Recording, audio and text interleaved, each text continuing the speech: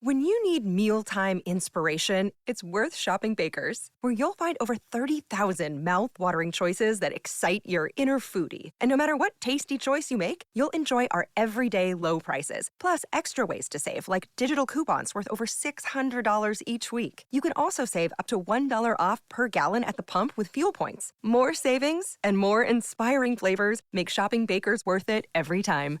Baker's, fresh for everyone. Fuel restrictions apply. You're listening to the Archaeology Podcast Network. You're listening to the Archaeology Show. TAS goes behind the headlines to bring you the real stories about archaeology and the history around us. Welcome to the podcast. Hello and welcome to the Archaeology Show, episode 255. On today's show, we talk about the fascinating region of AlUla in Saudi Arabia with Dr. Rebecca Foote. Let's dig a little deeper into the history, prehistory, and all things Saudi Arabia in this area. That was terrible.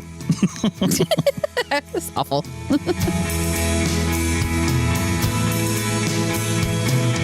Welcome to the show, everyone. Rachel, how's it going? Great. We are here in Mexico still, so it's lovely weather and still going great down here. I know. We're down here for 4 weeks and we're already into our third week. I'm pretty sure next week is our last full week. Yeah, it is. It's crazy. Well, last year we were here for 2 months, so we're kind of sad that we're not staying longer this year, I think. But yeah. Mm-hmm. Yeah. Well, anyway, it's an awesome place and we definitely want to come back time and time again because it's really cool being down here. And yeah, for sure. Other places that are fun to travel that people may not think about are Saudi Arabia. And dialing in for us. Nice transition. Dialing in for us from Saudi Arabia is Rebecca Foote. Rebecca, welcome to the show. Hi, thanks very much. So tell us just a little bit about your background before we get to why you're in Saudi Arabia. What's your educational background and your archaeological background? I am an archaeologist specializing in the early Islamic period. I have a PhD in, well, it's a long story. In the American Academy, if you work on a historic period, you don't usually end up in an archaeology department. That's more for prehistory. So I went to Harvard and I was in the history of art and architecture department. And my advisor happened to also have done archaeological research. So that's why he took me on. So what brought you to Saudi Arabia? Well, the part of the Islamic world that I focused on in my PhD was what we would call the Arab heartlands today: Syria, Lebanon, Jordan, Israel, Palestine, and Northwest Arabia. And I wrote on markets, early Islamic markets, for my PhD. But at the same time, I was also excavating at a site in the south of Jordan called Humaima, which had presence there. It had been founded by the Nabateans and then occupied up until the early Islamic period. So I worked on a residential and mosque complex. But the landscape is basically the same. National borders, as we all know, are modern invention. And so, for example, the Hizma Desert that starts at this site at Humaima travels into Northwest Arabia, and the culture groups, the Nabateans. Some of your listeners may have heard of them because Petra is fairly well known. That was their capital, but they had this major southern city in where I am now in AlUla called Hegra. So the place was familiar to me. And even though I'd never been there because I was mostly excavating in the 90s, back when tourism or even visiting was difficult to come to Saudi Arabia. So when the opportunity was presented to me that they were starting this thing called the Royal Commission for AlUla, which has many aspects to it. The general aim is to develop a visitor destination. And because the heritage is so rich here and the landscape is so beautiful and the interplay of the two historically that had everything to do with the type of human activity here. When the opportunity came to be able to finally come to Saudi Arabia and to be a part of formulating what we would study and how, it was basically, there had been some archaeological inquiry here, exploration, excavation, a bit of survey, but not very much. So it was this unknown to help reveal to the world, as well as just personally for me to finally see this place that had been part of my own studies. Okay. So we were introduced to you through another organization that was, seeking to get this region and the work you guys are doing out there basically out to the world. And there was actually a conference back in September, which prompted a little bit of this reach out too, that took place over there. But let's back up on that a little bit, because you've already mentioned AlUla. Can you tell us a little bit more about, I guess, what this region looks like today versus what it looks like in the past, and what the preservation and I guess what the goal of the preservation works that you guys are doing in all the archaeology moving forward? Well, so physically, it is a couple hundred miles inland from the Red Sea coast, so it's on the western side of Saudi Arabia towards the north, as I said. And there's a mountain range that comes down the west side called the Hijaz. We are on just to the east side of that. And then there are uplands a bit further east. So we're in this right here, this natural, beautiful valley, kind of like Sedona, if you imagine the red sandstone, but a real hemmed-in valley. And in an otherwise arid place where you have natural availability of water, or water that you can manage to sustain life, that has everything to do with how and why people settle wherever they do. And even though, say, more than 6,000 years ago, like 10,000 to 6,000 years ago, it was a less arid place. It was like savanna land. It has various degrees of aridity, but it's been quite dry here for a long time. So that water issue is everything to do about either settling somewhere, or if you're passing through here, you want to get from, say, the south of the peninsula to the north, you need to plan your stops where you could get water. So that has everything to do with this place, and it's important. We could talk about the domestication of the camel too, which is what enabled long distance travel with goods. So there's some debate, of course, exactly when that happened, but probably around 1200 BC, or so sometime at the later end of the second millennium BCE.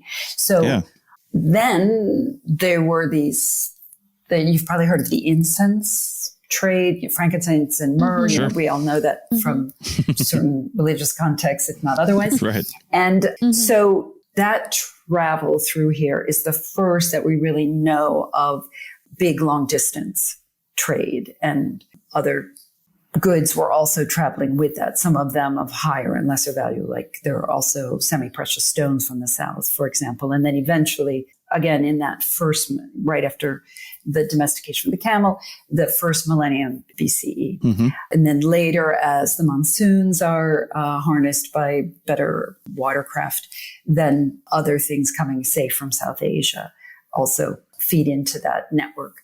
But so the first big settlement here in the valley that we know of, called Dedan, is mentioned in the Bible by Ezekiel and is mentioned as a trading post. But also one thing that people overlook when they talk about trade or other types of travel, also you need foodstuffs. So there's usually a lot of cultivation that's going on there as well. And the earliest palm that we know of that was being cultivated here is about the time a little bit earlier, but then it seems to be intensified and expanded in the first millennium. So that's, like I say, the first big settlement that we know about. It became rich through both the local production as well as, we don't know specifically exactly how they exacted some sort of income from the trade, but probably some form of tax or something to pass through. And then later, after Dedan, Hegra, which I mentioned before, which is the southern major city, at least so far revealed, in the Nabatean Empire, which again was capitalizing on this trade in particularly incense. That's really high value good that we know was in, for example, very high demand in the Roman Empire at the same time. So we're talking about around 100 BCE to 106 when Trajan then annexes that Nabatean Empire. And we know at that time the demand was super high. Incense was being shoveled on, anyone with any means for conspicuous consumption, shoveling onto pyres of funerary situations. So Hegra then is, again, another one. That's where the famous tombs, the carved facades. Are you familiar with Petra? Yes. So similar to that, that seems to be a benchmark or the touchstone for many people that they've heard of and know of those iconic, highly ornate facades for these tombs. And then there are similar ones here, but in a very different context in an open plain at the North Ore Valley. Okay. And then with the rise of Islam, the Muslim religion here in the early 7th century, that travel of a different sort, pilgrimage travel, had everything to do with the vibrance of human activity here. Because from the north and a bit from the northwest and northeast, there were routes that traveled through here on their way to Mecca and Medina for the Hajj, one of the 5 pillars, one of the must-dos, if you possibly can, for a Muslim at some point in their life to visit those holy centers. So there have been different reasons over history why people passed through here or settled here. That it's, in addition to its natural availability of water and this, like I said, this valley that sort of on the uplands, there wasn't much water, so you were sort of forced. It was also easier to pass through there than in the uplands surrounding it. It had a great localized artistic community. For example, the sculpture here is very interesting. It's got its own expression, but seems to be influenced by Egypt and Greek and Mesopotamian as well. So it's reflected here with these other cultures that had something to do with the people passing through or who came to stay. Mm-hmm. Awesome. Well, I think with that, we'll take a break and then find out a little bit more about the archaeology you guys have been doing on the other side. Back in a minute. What makes for a great vacation? Depends on who you ask. Are you looking to get away or bring everyone together? Do you want to get outside and play or see a play at the plate? Fortunately, however you operate, I'm the destination you've been looking for. The name's Missouri, but you can call me Mo. And I have just one question. What's your MO? Come see me at visitmo.com. Stay cool and choose from over 40 in-stock ceiling fans for under $100, plus an 11% rebate at Menards. We carry the largest selection of in-stock Hunter ceiling fans, available in a variety of designs, finishes, and features. Create the perfect look and lighting for any room with a new Hunter ceiling fan. Visit Menards.com and view our entire selection of Hunter ceiling fans, plus the weekly flyer and other great deals going on now. Save big money at Menards. Well, we got a minute. I'm going to buy that truck I've been wanting. Wait, don't you need like weeks to shop for a car? I don't. Carvana makes it super convenient to find exactly what I want. Hold up. You're buying a car on your phone? Isn't that more of a laptop thing? You can shop wherever you want. I like to do my research, read reviews, compare models.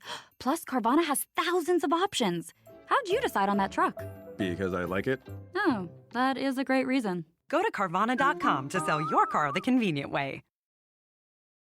Welcome back to the Archaeology Show, episode 255, and we've got Rebecca Foote on, and we're talking about a really interesting region in Saudi Arabia, AlUla, and I want to talk about now, there's the directive or I guess the way to understand it over here in the United States would be the government agency that's controlling this is the Royal Commission for AlUla, and I just want to talk about the Royal Commission for AlUla, the RCU, we'll call it, the 2023, the end of the field season that you guys just had.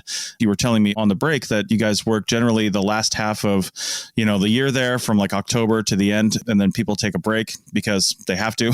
In archaeology, you collect a lot of things in data and you have to process that data and then also go home and see your family and then come back for the, winter spring session. But summertime is not where you would work in the Middle East because it's too hot to work there. So that's when that happens for this particular region. So talking about that, your first half of your winter, fall to spring 2023-2024 field season, what did you guys work on? And were there any major discoveries or finds or anything like that we want to talk about? Yeah, well, we had 12 projects in the field in the fall, and they are the variety of activities that people classically think of for archaeology like excavation and survey, but then some that are less well known to people who haven't been closely following how multidisciplinary it has become. So you also study the archaeobotany, the seeds or the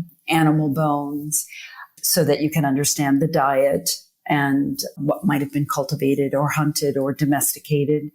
Also, geoarchaeology, even a bit further afield for most people, would be studying the landscape, the dynamics of the site, physical site formation. So soil and water resources and how they established the possibilities for human occupation, and then how it was, for example, water again, that we've talked about and often will, because of the situation like this where, well, I mean, it's crucial anywhere, but it's not so available here. How people then managed that water and how it ebbed and flowed over time and maybe shifted. Like here, we have these 4 major settlements, 2 of which I mentioned before. So Dedan and Hegra, Kor, and a place called Old Town that people actually lived in until the 1980s are these 4 major settlements. There were other, because it was such a fertile valley, that other places that people lived in smaller clusters or individual farmsteads. But these 4 major settlements, no one of them seems to be inhabited for more than 600 years, or at least that's what we thought. And so getting to your question about what are we finding, that in that initial settlement I mentioned before, back in the first millennium BCE, the Dedanites, that was the site of Dedan. And then there were these 2 dynasties there, kingdoms, the Dedanites and the Lichenites. We learning more and more about them, practices in burial. And again, I mentioned when the domestication of and full intensive cultivation of the date palm, but then other crops that are introduced and a part of the local diet. So it sounds like you guys are working in a lot of different areas. And, Chris and I have done CRM in the United States, and a lot of the places that we've worked have been, chosen because there's development going on there and they need to do the work ahead of building something. And so we're wondering if that is one of the reasons why you guys have chosen the sites that you're working on, or if there's another reason. Yeah, just give us a little bit more information about the reasoning behind those choices. Okay, good question. So I run the research-led part of archaeology here. And so I have the luxury, in a way, of deciding where we're going to excavate that's not at risk, or survey, or run further studies. I do have a colleague, though, who runs the development-led section of archaeology. So exactly, as you know very well, when they're going to decide to build a cultural asset or a resort or a gym or something, that there needs to be a full HIA and ESIA, and so a heritage impact assessment and environmental impact assessment. And so that of course, it still generates research if they find something. So then we work to have that fed into our domain here so that it isn't lost or siloed. But those teams that come to carry that development-led work out, of course, they write reports, et cetera, but their aim is not to then do the follow-up research and publish it. So those results will get fed in. But what we're choosing is, as I started to mention before, was these 4 main settlements, Dedan, Hegra, then the others I hadn't mentioned before, Qura, which is the early Islamic big city, second only to Mecca in the early 10th century, and then this old town that was inhabited from at least around the 10th century until the 1980s. So it's a mud brick village, which is now being adaptively, that's a big part of the development project, is adaptively reusing that. So there's a boutique hotel and shops and restaurants, and it's really been a rejuvenation project, engaging the locals a lot in the learning about different parts of the city, who lived where, and how it was activated and really lived in and used. And what's interesting is that there's this 900 plus houses tightly packed in this so-called Old Town, but it's immediately adjacent to the oasis. So it was basically their kitchen garden going out the back lanes of this town. Everyone had their own oasis farm that they lived in the summer for sure, because it was cooler there, but also they were tending their fields. And then like wheat and other field crops were grown in the winter months. So it isn't that they abandoned there, but it gets quite cold here in the winter. So they wouldn't necessarily live out there. They would be living in the warmer Old Town. Okay. And probably historically, all these, because it's basically an agrarian society, and the people were living with respect to with close proximity to where they were cultivating the fields as well. Mm-hmm. So I'm super interested in hearing more about the city where you have kind of modern people living with the archaeology and the kind of work that you're doing to teach them about it, but also to probably preserve and maintain anything that is of significance as well. So if you want to speak more about that, that would be really awesome. Yeah, I mean, it's a big challenge because everyone left living there in the 1980s, but okay, they all were, their homes meant a lot to them. So many of the people who work for the commission are from AlUla, and many of them, their parents or their grandparents lived in Old Town. And these people who are now in their 20s, 30s, 40s remember going, their parents or grandparents would take them to their house and they would tell them about what life was there. They would have picnics or tea or whatever. I mean, gradually over time, because it's mud brick and it wasn't maintained, it became more and more ruinous. But they all knew about it. And that's where there's a lot of positive response to the fact that it is being rejuvenated. That's very cool. It's a very unique situation because usually we're so far removed from the people that used to live in places that are being worked on, but it's really neat to have that like nostalgic connection to this place through a relative that you actually like still have with you. That's really cool and sounds very different and unique. Yes, it's really the cultural heart. I mean, many people come here because Hegra was the first UNESCO World Heritage Site inscribed in Saudi Arabia, and it's still probably the most spectacular one. And a lot of people have their bucket list of wanting to visit World Heritage Sites. But as far as the local community and and physically, actually, a lot of the restaurants and the happenings are in and around that Old Town. And then there's a new town that grew up from there in parallel from, say, the early 20th century. That's also becoming quite a focal point, which hadn't been for many years either. So it's great to see how the community is engaging and it's becoming alive. That's really awesome. All right. Well, let's take a break right there and we'll come back on the other side and talk a little bit about the inaugural conference you guys had there, the World Archaeology Summit back in 2023. So we'll do that on the other side of the break.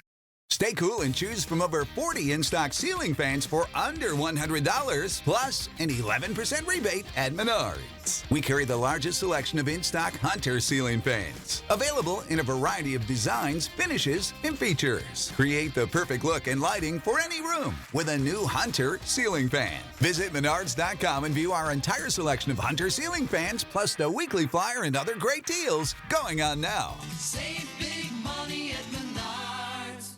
People are driven by the search for better.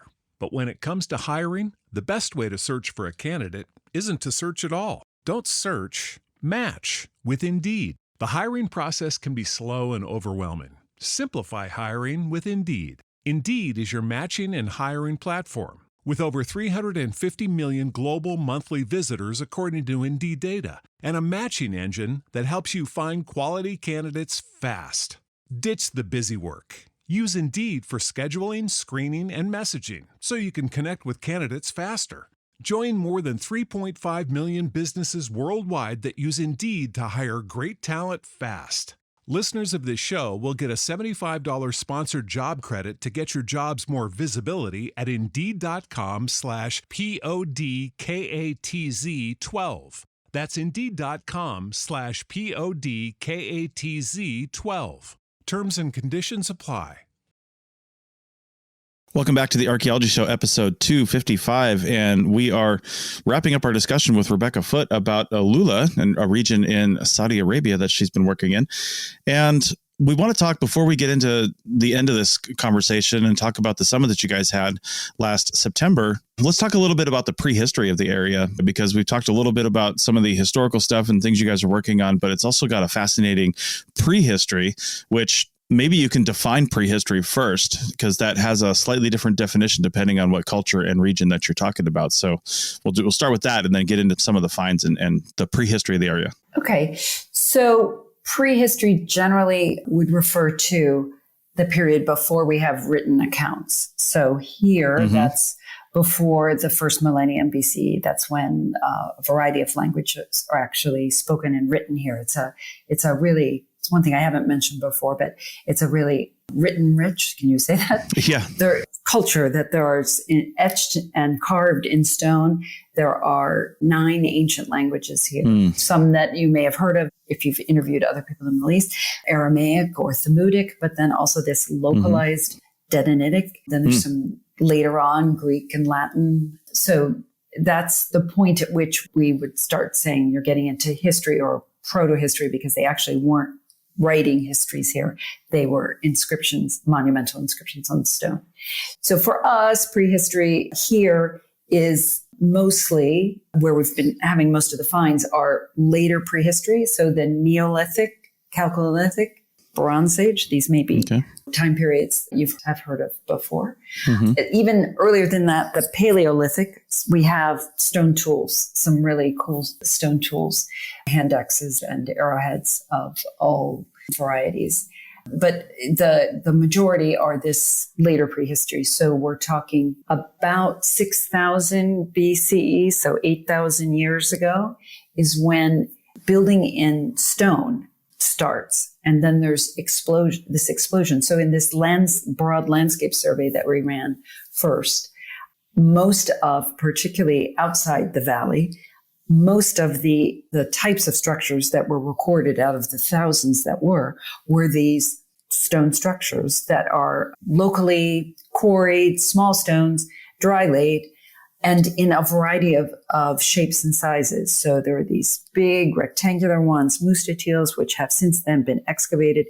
They seem to have a ritual function related to horned animals. They have a chamber at one end where deliberately they were placed the upper cranial parts, not even lower, so not even the mandible, but the maxillary, so the upper teeth, the horns, the other parts of the cranium. And they're both wild and domestic. So there are gazelle and ibex and oryx, but then also cattle and sheep and goat. And they seem to have been deliberately placed there. Now, because there's no written word at the time, and there are some hearths in front of some of those chambers, it's deliberate, it's ritual. Is it religious? Is there any intercessor there with a sense of a deity, or, there's no evidence for that at the moment. So we don't really know. Even though they're very carefully butchered, there's no evidence for feasting, say, in the big courtyard that's in front of these chambers. So there's that. Then there's so-called kites, desert kites. They're called that because pilots looking at them in the early 20th century, but they looked like children's kites. So not even a conventional kite like a diamond, but the old-fashioned children's kites that had streamers on them. So they have these kind of tentacles on them, and they are probably traps for wild animals that you would drive, say, gazelles that are traveling across the landscape into them. And then, sadly, they had these pits at the ends where animals would fall to their death. So those are spread throughout, not just the Middle East, but as far up into Central Asia. And in fact, just yesterday in The Guardian, they mentioned one that was found overseas on the Baltic coast off of Germany, that they think it Wow. looks, that's how it's being interpreted. If you Google that, you can find that article. That's how they're interpreting them, that they were once obviously not underwater, and that they may even have had a reach that far. So those all are earlier structures. Also these things called standing stone structures that were circular and have standing single slabs, orthostats, not exactly orthostats, but standing stone slabs in them that probably then supported a superstructure, and they appear to be domestic. There are other kinds of enclosures that may have been pens for animals or could have been inside of which people lived with some sort of organic structure that no longer exists today. That would have been the housing unit. Okay. And then the first real monumental tombs that we have are probably Bronze Age, seem to start in the 3rd millennium BCE, so like 5,000 years ago. And there are thousands and thousands of them. There are more of them that comprise an amazing funerary landscape, but we haven't found the settlements that go with them. So there are all these places where people have spent a lot of time and human resource in building these various types of stone structures that must have required some form of community of some size that would have been building them. So it's helping us to rethink really the nature of society at that time and how people cooperated and had enough time or division of labor or something, a more segmented society than many people have thought they would have been to, as well, someone else is out hunting and gathering, others are building or whatever. I mean, that's just an idea. I'm not a specialist of that period, but I'm following the steep learning curve by leading this whole enterprise here in archaeology. Yeah. So it seems like, and we've talked about desert kites on this show before, so we have a little bit of familiarity with them. So it seems like they are kind of like just out in the desert, right? So is it possible that multiple communities maybe came together and built them in a location that they could all access, and it wasn't necessarily associated with just one settlement, and they were sort of shared structures between a bunch of different ones? Is that possible? Have you guys looked into that kind of a thing? Sure, that's possible. What's interesting is that there can sometimes be sort of clusters. They're not. So then you wonder if they aren't for different communities. But there isn't a real regularity in the way they're distributed across the landscape. So it's, that's a good point. It's a good thought. Really, so many possibilities come to mind. Yeah, right. Okay. Well, as we're wrapping this up, let's talk about the World Archaeology Summit, the inaugural World Archaeology Summit 2023 that was held in AlUla back in September, I believe it was. We've talked, I think, just in general on this show before about some conferences that Rachel and I attend occasionally. And those conferences are generally data and paper driven, and they're generally for, usually just archaeologists or people even specialized in a certain region. And you go there, you present your research, your findings, you talk to your colleagues and things like that. But this was something a little bit different. Can you tell us a little bit about the style and format of this conference and the intent behind it, or summit? We'll call it a summit because it wasn't a conference. Yeah, sure. So yes, exactly as you say, there are plenty of conferences out there that are more regional focused or thematic focused and data driven. But the reason why we were thinking that we would do something different that's not only interdisciplinary, but intersectorial. So to bring government, non-government, profit, nonprofit, media, tourism, technology, all kinds of different organizations from different sectors together to rethink what archaeology can bring to those sectors, what those sectors can do to enhance our work, how we can make it more relevant, more accessible, more dynamic in the modern world. Hope to solve problems, maybe make the world a better place, as idealistic as that sounds, but learning about and engaging with the past can and should help to inform the future, we think. So, and because we are this multipolar kind of a organization where we are developing a visitor destination, but also helping to refashion the city. We have a county operations department. We have a planning department where we engage with them for master planning, not only to help identify where the heritage is so it's protected, but also to help inform as they're planning what to build there and how to create its profile thematically or something. That if it has more to do with place, I think many people who come to a place or who live in a place want what there is here to offer be reflective of that place too. So we're, through our work here and elsewhere in the world, trying to engage with other people to brainstorm. So that's one reason why it's an international summit, to get an infusion of how they're dealing with the same issues in South America or East Asia or Australia, and bring that all together to, I mean, it was basically a brainstorming session of various types of interactives. So there were these more plenary sessions where there was a panel of 4 or 5 people with a moderator, where there were questions that they had had before and a theme. So there were 4 themes to it, which were identity, ruinscapes, resilience, and accessibility. And they're broad enough that many people from many different disciplines, although it was a lot of archaeologists who were members of these panels, there were also people from other parts of cultural heritage, so museum, conservation, cultural heritage management, resource management. But then also we had some people from the media, from governmental institutions, from technology, database developers, and we want to broaden that out even more. We were on a tight time scale, so we did our best to come up with ticking all the boxes we wanted to, but we're working very hard to access people from more places in the world. We also had students who come, because it's one of the huge things that we are engaged in is investing in, and it's a big part of Saudi Arabia's Vision 2030, which is investing in the next generation. Particularly here for Saudis, to train them, to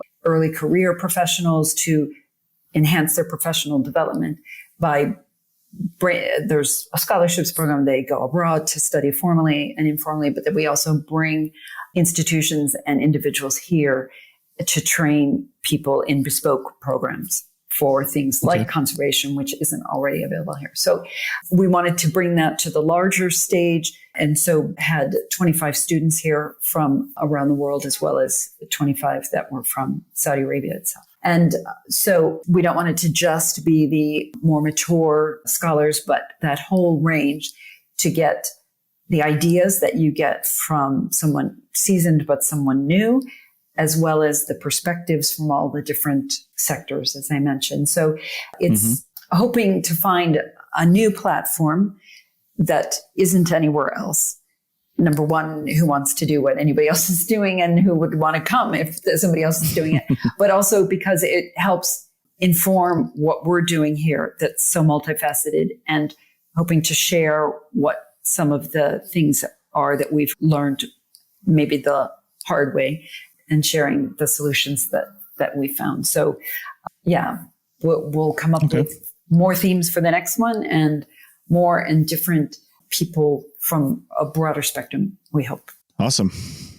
Rachel? Yeah, that's great. I love when archaeologists kind of like leave the ivory tower a little bit, and make it more accessible to people who maybe wouldn't have considered archaeology as a career.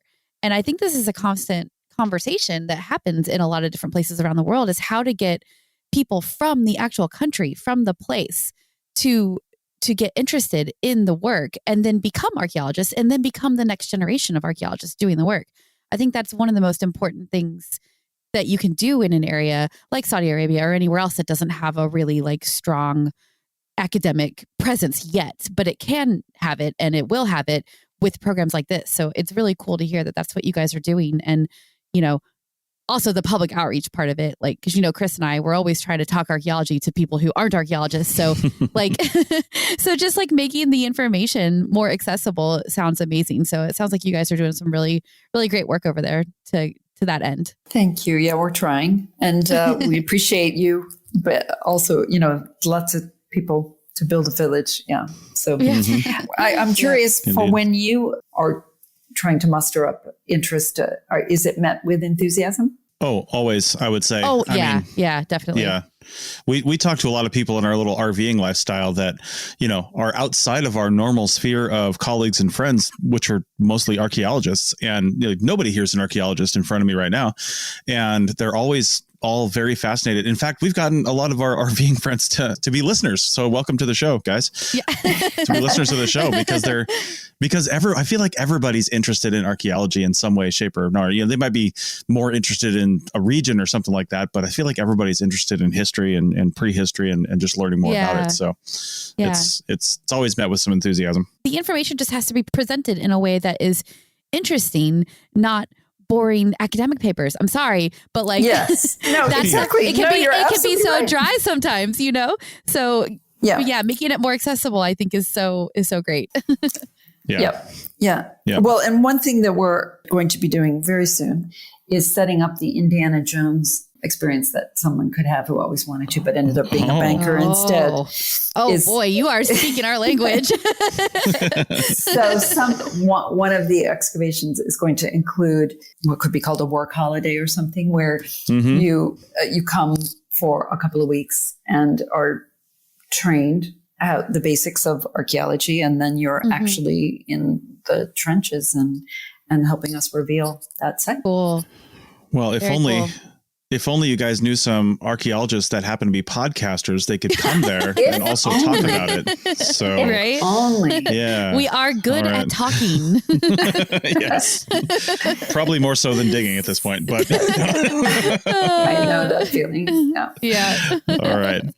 Well, this has been a fascinating conversation, and I think there's plans to do some more podcasts, possibly even with yourself, but definitely about the region and with people working over there through this same organization. So I look forward to hearing more good information coming out of there and just learning more about the area. So Rebecca, thanks for joining us on the show today. Well, thanks, Chris and Rachel, for your interest. It's been a great conversation. For sure. Awesome. And we'll see everybody else next time. Bye.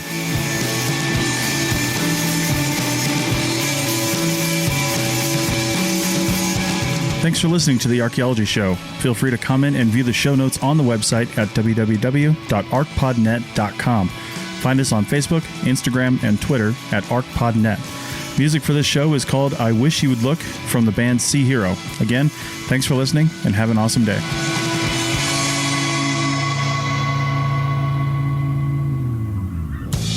This episode was produced by Chris Webster from his RV traveling the United States, Tristan Boyle in Scotland, DigTech LLC, Culturo Media, and the Archaeology Podcast Network, and was edited by Rachel Roden. This has been a presentation of the Archaeology Podcast Network. Visit us on the web for show notes and other podcasts at www.archpodnet.com. Contact us at chris@archaeologypodcastnetwork.com.